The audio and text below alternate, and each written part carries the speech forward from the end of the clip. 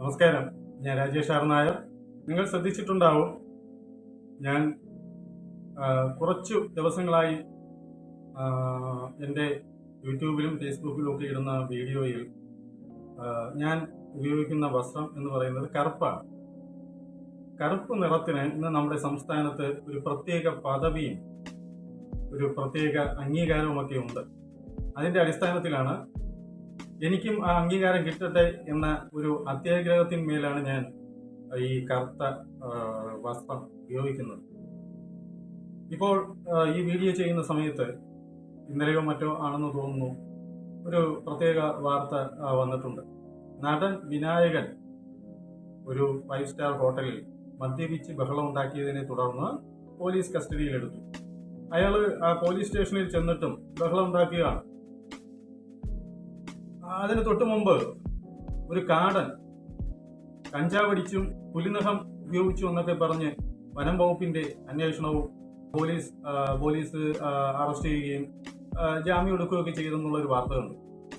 അപ്പോൾ ഇത്തരത്തിൽ ഒക്കെ ഉണ്ടെങ്കിലും ഈ കാടനെ സംസ്ഥാന സർക്കാർ അംഗീകരിച്ച് ഒരു പൊതു സ്വത്തായി അയാളെ പോലീസ് അകമ്പടിയോടുകൂടി തന്നെ സംസ്ഥാന സർക്കാരിന്റെ ഒരു പരിപാടിയിൽ പങ്കെടുപ്പിച്ചിരിക്കും. അപ്പോൾ ഇത്തരത്തിൽ കഞ്ചാവടിക്കുന്നവർക്കും മദ്യപിച്ച് ഒരു പൊതുശല്യം ആകുന്നവർക്കും ഒക്കെ ജാതിയുടെ പേരിൽ കേരള സംസ്ഥാനത്ത് ഒരു പ്രത്യേക പദവി നിശ്ചയിച്ച് നൽകിയിരിക്കുക. അതാണ് ഞാൻ ഈ കറുത്ത വസ്ത്രത്തിലേക്ക് മാറാൻ കാരണം. ചിലർ വിചാരിക്കും അതിനെതിരെയുള്ള ഒരു പ്രതിഷേധമാണോ എന്നുള്ളതാണ്. ഞാൻ പ്രതിഷേധിക്കുകയല്ല, എനിക്കും അംഗീകാരം കിട്ടുമോ എന്ന് നോക്കാം. പക്ഷെ എൻ്റെ പേരിനൊപ്പം ഒരു നാമം ഉണ്ട്. എനിക്ക് അച്ഛനും അമ്മയും ഇട്ട ഒരു പേരുണ്ട്, രാജേഷ് എന്നാണ് എൻ്റെ പേര്. അപ്പോൾ എൻ്റെ ജാതി നാമം നായർ സമുദായത്തിൽപ്പെട്ട ആളായതുകൊണ്ട് നായർ എന്ന് വയ്ക്കുകയും അങ്ങനെ രാജേഷ് ആർ നായർ. അങ്ങനെ അത്തരത്തിൽ എനിക്കൊരു പദവി കിട്ടോട്ടെ. പക്ഷെ ഈ പേരിനോടൊപ്പം ഉള്ള നായർ വാലുള്ളത് കൊണ്ട് എനിക്ക് സംസ്ഥാനത്ത് യാതൊരു വിലയും കൽപ്പിക്കത്തില്ല. കാടന്റെ ഭാഷയിൽ പറഞ്ഞാൽ ഒരു മൈ, കാടന് മാത്രമല്ലല്ലോ, പൊതുവായി മൈ വിളിക്കാൻ കാടന് മാത്രമാണോ അറിയാവുന്നുള്ളത്? നായന്മാരിൽ എന്താ ആണുങ്ങളില്ലേ? നായന്മാർക്ക് എന്താ മൈ എന്ന് വിളിച്ചു കഴിഞ്ഞാൽ സംസാരിക്കാൻ, ആ ഭാഷ പറയാനുള്ള തൻ്റെ ഇടവും കഴിവുന്നില്ല. പക്ഷെ ഈ മൈ വിളിക്ക് കറുത്തവൻ അല്ലെങ്കിൽ കറുത്ത വസ്ത്രം അല്ലെങ്കിൽ ചില ജാതികൾക്ക് പ്രത്യേക പദവി നിശ്ചയിച്ചിട്ടുള്ള സംസ്ഥാനം ആയതുകൊണ്ട് അവർക്ക് ഒരു പ്രത്യേക അംഗീകാരവും ബഹുമാനവും ഒക്കെ നൽകപ്പെടുന്നു. എല്ലാ വിഭാഗം ജനങ്ങൾക്കും ഭരണഘടനയിൽ അധിഷ്ഠിതമായ ഒരു പൗരൻ എന്നുള്ള നിലയിൽ അംഗീകാരവും ബഹുമാനവും ജീവിക്കാനുള്ള അവകാശവും പദവിയൊക്കെ ഉണ്ട്. പക്ഷെ നമ്മുടെ കേരള സംസ്ഥാനത്ത് ചിലർക്ക് മൈ വിളിക്കുന്നവർക്കും കാടന്മാർക്കും കഞ്ചാവടിക്കുന്നവർക്കും കള്ളുകുടിച്ച് മദ്യപിച്ച് തുണിപൊക്കി കാണിക്കുന്നവന്മാർക്കും ഒക്കെ ജാതി നോക്കിയാണ് പോലീസും ഗവൺമെന്റും ഒക്കെ നടപടികൾ സ്വീകരിച്ചു വരുന്നത്. ഇത്രയും പറയാനുണ്ടായ കാരണം, നായർ ബ്രാഹ്മണ ക്ഷത്രിയ അമ്പലവാസി സമുദായത്തിന് അവരെ അഭയാർത്ഥികളായിട്ടാണ് സംസ്ഥാന സർക്കാർ തള്ളിക്കളഞ്ഞിരിക്കുന്നത്. കഴിഞ്ഞ EMS ഗവൺമെന്റിന്റെ കാലഘട്ടത്തിൽ അവരെ അഭയാർത്ഥികളായിട്ട് കണക്കാക്കുന്നു.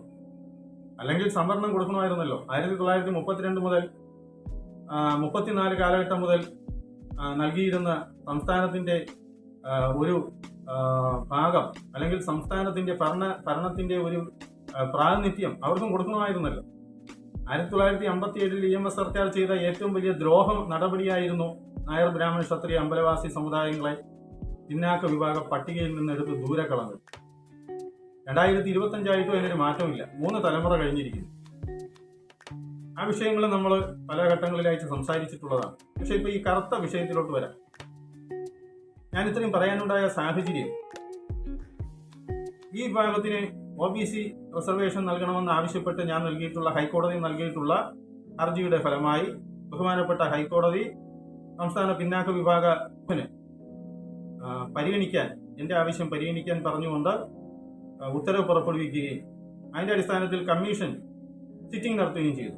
അത്തരത്തിൽ 2018 നടന്ന ഒരു സിറ്റിംഗിൽ ഞാൻ പങ്കെടുത്തപ്പോൾ എന്റെ അടുത്ത് പിന്നാക്ക വിഭാഗ വികസന വകുപ്പിലെ ഒരു മേഖല അഡീഷണൽ ഡയറക്ടറാണെന്ന് തോന്നുന്നു. അയാൾ ഇരിക്കുകയായിരുന്നു. സാധാരണ ഉദ്യോഗസ്ഥരെ നമ്മൾ വളരെ ബഹുമാനപൂർവ്വമാണ് നമുക്ക് വേണ്ടി സേവനം ചെയ്യുന്നവരാണെങ്കിലും നമ്മുടെ ഉദ്യോഗസ്ഥരാണെന്നുള്ള നിലയിൽ അവരെ ജാതിയോ മതമോ വർണ്ണമോ വർഗമോ ഒക്കെ നോക്കാതെ തന്നെ ബഹുമാനിക്കുന്ന, അംഗീകരിക്കുന്ന, അവർക്ക് ആദരവ് കൊടുക്കുന്ന ഒരു പ്രകൃതക്കാരനാണ് ഞാൻ. പക്ഷെ അയാളെ അങ്ങനെ കാണാൻ കഴിയില്ല എന്ന് ഞാൻ പറയാൻ കാരണം, എൻ്റെ അടുത്തിരുന്ന അയാളുടെ ഒരു സർക്കാർ ഫയൽ തുറന്നു പിടിച്ചിരുന്നതുകൊണ്ട് എനിക്ക് കാണാൻ പറ്റിയതാണ്. അതിൽ നായർ സമുദായത്തെക്കുറിച്ച് ചില പരാമർശങ്ങൾ എനിക്ക് കാണുവാൻ ഇടയായി. അയാൾ സംസ്ഥാന പിന്നാക്ക വിഭാഗ കമ്മീഷന് നൽകാൻ കൊണ്ടുവന്ന റിപ്പോർട്ടായിരുന്നു. പക്ഷേ അയാളുടെ റിപ്പോർട്ട് മഹത്തരമായതുകൊണ്ട് തന്നെ സംസ്ഥാന പിന്നാക്ക വിഭാഗ കമ്മീഷൻ അതിനെ തിരസ്കരിക്കുകയും ചെയ്യുകയായിരുന്നു. അത് കാരണം അന്വേഷിച്ചപ്പോൾ തമിഴ്നാട്ടിൽ നിന്ന് വന്ന ഒരു മറവ സമുദായത്തിൽപ്പെട്ട ഒരു പുരുഷൻ കേരളത്തിലെ ഒരു നായർ സ്ത്രീയെ കല്യാണം കഴിച്ചു. അവർക്കുണ്ടായ മകളാണ് ഡൽഹിയിലെ എയിംസിൽ ആ കുട്ടിക്ക് പഠിക്കുന്നതിന് വേണ്ടിയിട്ടുള്ളൊരു സംവരണ കാര്യത്തിന് വേണ്ടി സമീപിക്കുകയും സംവരണം നിഷേധിക്കുകയും ആ സംവരണം നിഷേധിച്ചതിനെതിരെ ആ കുട്ടി പിന്നാക്ക വിഭാഗ കമ്മീഷന് പരാതി നൽകുകയുമായിരുന്നു. ഞാൻ കാണുന്ന അല്ലെങ്കിൽ ആ സിറ്റിംഗ് നടന്ന സമയത്തിന് 1 വർഷത്തിന് പിന്നെയായിരുന്നു അത്തരത്തിലൊരു പരാതി അവിടെ കൊടുത്തിട്ടുള്ളത്. ആ കുട്ടിക്ക് പിന്നെ അഡ്മിഷനൊന്നും കിട്ടുകയാണ് സാധ്യതയില്ല. ബഹുമാനപ്പെട്ട കമ്മീഷൻ പറഞ്ഞത് അച്ഛന്റെ ജാതി നോക്കി ആ കുട്ടിക്ക് സംവരണം കൊടുക്കാമായിരുന്നു, അതാണ് സർക്കാരും കോടതികളൊക്കെ അംഗീകരിച്ചിട്ടുള്ളത് എന്ന് പറഞ്ഞപ്പോൾ ഇയാൾ അതിൽ എഴുതി പിടിപ്പിച്ചിരുന്ന കാര്യങ്ങൾ സ്വയം മുന്നോക്കമെന്ന് പറയുകയും അതുപോലെ സാമൂഹ്യമായി ഉയർന്ന പദവിയുള്ള ജാതിയുമാണ് നായർ ജാതി എന്നുള്ളത്. അതായത് ആ കുട്ടിയുടെ അമ്മ നായർ അല്ലെങ്കിൽ ആ കുട്ടി നായർ ഒരു സ്ത്രീയുടെ വയറ്റിൽ ജനിച്ചതുകൊണ്ട് അല്ലെങ്കിൽ അവർ പ്രസവിച്ചതുകൊണ്ട് മാത്രം ഉന്നത വിദ്യാഭ്യാസം ആ ജാതി ഭ്രാന്തൻ ആ കുട്ടിക്ക് നിഷേധിച്ചു. അയാള് ഞാൻ മനസ്സിലാക്കുന്നിടത്തോളം അന്ന് കണ്ട എൻ്റെ ഓർമ്മ ശരിയാണെങ്കിൽ പിന്നീട് ഓരോ രോമകൂപത്തിലും ജാതി ഭ്രാന്ത് കൊണ്ട് നടക്കുന്ന, നമ്മളൊക്കെ വിയർക്കുമ്പോൾ വിയർപ്പ് തുള്ളികളാണല്ലോ വരുന്നത്, അയാൾ വിയർക്കുമ്പോൾ ജാതി വിഷമാണ് പുറത്തേക്ക് വമിക്കുന്നത്. അത്തരത്തിൽ ജാതി ഏതോ കാലഘട്ടത്തിലെ കെട്ടുകഥകൾ അയാളുടെ മനസ്സിൽ വരികയും അത് തീവ്ര വികാരമായും തീവ്ര വാക്കുകളായും പ്രവർത്തനത്തിലേക്ക് വരികയും തീവ്ര പ്രസംഗങ്ങൾ നടത്തി നായർ വിഭാഗത്തിനെ വളരെ മ്ലേച്ഛമായിട്ടുള്ള രീതിയിൽ പിന്നീട് സംസാരിക്കുകയും ചെയ്ത DR ജോഷി എന്ന ഉദ്യോഗസ്ഥനാണ് അയാളെന്നാണ് ഞാൻ കരുതുന്നത്. അയാള് സാമൂഹ്യമായി ഉയർന്ന പദവിയുള്ളതും സ്വയം മുന്നോക്കമെന്ന് പറയുന്നതുമായ ജാതിയിൽപ്പെട്ട അയാളുടെ മകളെന്നാണ് അയാൾ ആ റിപ്പോർട്ടിൽ. അയാൾക്ക് എത്ര വിവരമുണ്ടെന്നുള്ളത് നമ്മൾ മനസ്സിലാക്കും. അയാളൊക്കെയാണോ? അയാളൊരു മനുഷ്യനാണോ? അയാളൊരു ഉദ്യോഗസ്ഥനായിട്ടിരിക്കാൻ, സ്റ്റേറ്റിന്റെ അഡ്മിനിസ്ട്രേഷനിൽ ഇരിക്കാൻ അയാൾക്ക് യോഗ്യതയുണ്ടോ? ഇക്കാര്യം 2018 നടന്നതാണെങ്കിലും 7 വർഷങ്ങൾക്ക് മുമ്പേ ഉള്ളതാണെങ്കിലും ഇപ്പോൾ വീഡിയോ രൂപത്തിൽ വീഡിയോകൾ ചെയ്തു വന്നിട്ടുള്ളത് ഞാൻ ഈ ഏതാനും ദിവസങ്ങളിലായതുകൊണ്ടാണ്. ഇതൊരു പ്രാധാന്യമുള്ള വിഷയമായതുകൊണ്ട് നായർ സമൂഹത്തിൽപ്പെട്ടവർ അറിയുന്നതിന് വേണ്ടിയാണ് ഞാൻ ഇത്തരത്തിലുള്ള ഒരു കാര്യം പുറത്തേക്ക് പറയുന്നത്. ഞാൻ അതിനെതിരെ അന്ന് വിവരാവകാശ നിയമപ്രകാരം പിന്നോക്ക വിഭാഗ വികസന വകുപ്പിലൊരു അപേക്ഷ നൽകി. ആ അപേക്ഷയിൽ പറയുന്ന കാര്യങ്ങൾ ഞാൻ വായിക്കാൻ ആഗ്രഹിക്കുന്നു. പിന്നാക്ക വിഭാഗ ഡയറക്ടർ PCDD B2 1072 ആൻഡ് 17 27/4/2017 സംസ്ഥാന പിന്നാക്ക വിഭാഗ കമ്മീഷൻ സമർപ്പിച്ച കത്തിൽ സ്വയം മുന്നാക്കമെന്ന് വിശേഷിപ്പിക്കപ്പെടുന്നവരും ജാതിപ്പേര് അഭിമാന ചിഹ്നമായി പേരിനൊപ്പം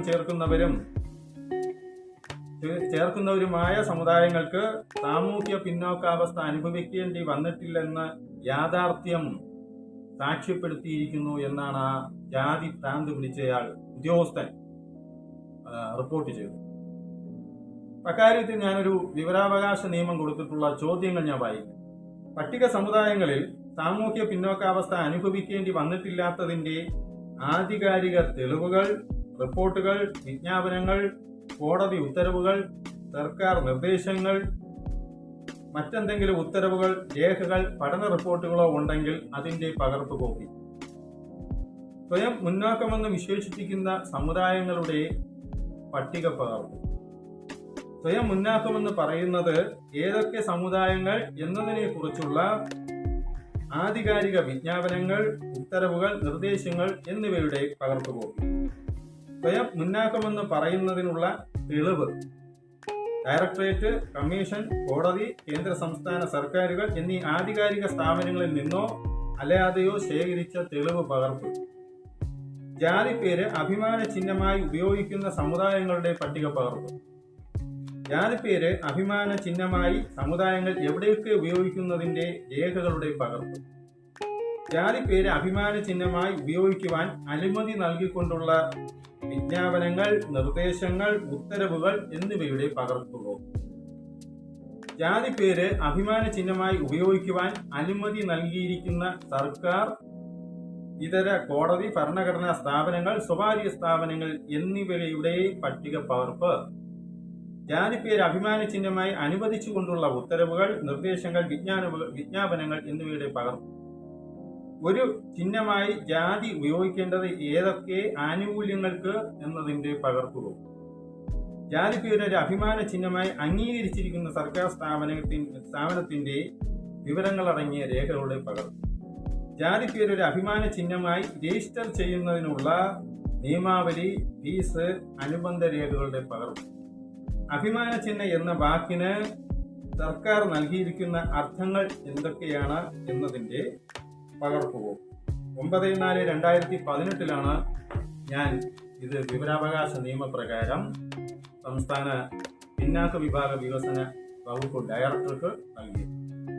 എന്നാൽ ഞാൻ പറഞ്ഞിട്ടുള്ള ഏകദേശം 14ഓളം വിവരാവകാശ നിയമ അപേക്ഷയിലെ ആവശ്യങ്ങൾക്ക് യാതൊരു മറുപടി തരാനും കേരള പിന്നാക്ക വിഭാഗ വികസന വകുപ്പിന് കഴിഞ്ഞിട്ടില്ല.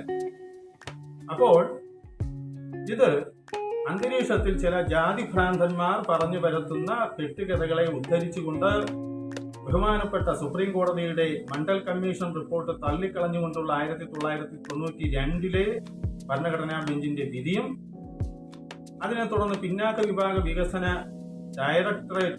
ഡയറക്ടറേറ്റും അതുപോലെ കമ്മീഷനും ഒക്കെ പിന്തുടരുന്ന ക്രൈറ്റീരിയകളും കേരള സംസ്ഥാന സർക്കാരിന്റെ പിന്നാക്ക വിഭാഗങ്ങൾക്കായുള്ള നിയമങ്ങളും ഒക്കെ കാറ്റിൽ പറത്തിക്കൊണ്ട് ഇത്തരത്തിലുള്ള ജാതിഭ്രാന്ത് പിടിച്ച ഉദ്യോഗസ്ഥന്മാർ നമ്മുടെ സ്റ്റേറ്റിലെ ഭരണങ്ങളിൽ പലയിടത്തും ഉള്ളതായി കാണുന്നു. കഞ്ചാവ് പിടിച്ച കാടന്റെ അയാളുടെ മ്ലേച്ഛകരമായിട്ടുള്ള അയാളെ സംബന്ധിച്ചുള്ള പല സോഷ്യൽ മീഡിയകൾ വഴിയുള്ള പ്രചരണങ്ങളിലും ഞാൻ നിരീക്ഷിച്ചപ്പോൾ സംസ്ഥാന സർക്കാരിലെ ട്രഷറി വകുപ്പിന്റെ അതുപോലുള്ള പല ഇടങ്ങളിലെ ഉദ്യോഗസ്ഥർ അയാളെ അനുമോദിച്ചുകൊണ്ട് അല്ലെങ്കിൽ പിന്തുണ പ്രഖ്യാപിച്ചുകൊണ്ടൊക്കെ സോഷ്യൽ മീഡിയകളിൽ അവരുടേതായിട്ടുള്ള അഭിപ്രായങ്ങൾ പറഞ്ഞിരിക്കുന്നു.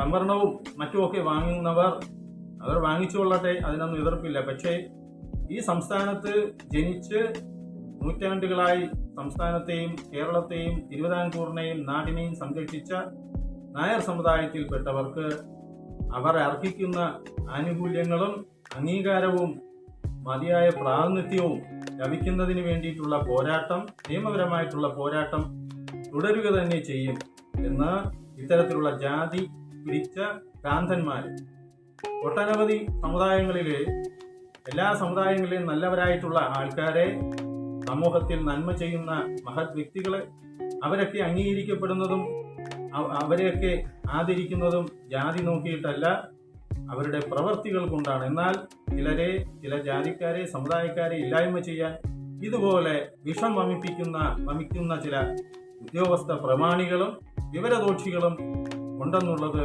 നമ്മുടെ കേരളത്തിന്റെ ശാപമായി മാറിയിരിക്കുകയാണ്. നായർ സമുദായത്തിലുള്ളവർ ഇത്തരത്തിലുള്ള കാര്യങ്ങൾ അറിയണമെന്നുള്ള ആഗ്രഹം കൊണ്ടാണ് 7 വർഷങ്ങൾക്ക് ശേഷം ഈ കാര്യം തുറന്നു പറയാൻ ഞാൻ തയ്യാറായിട്ടുള്ളത്.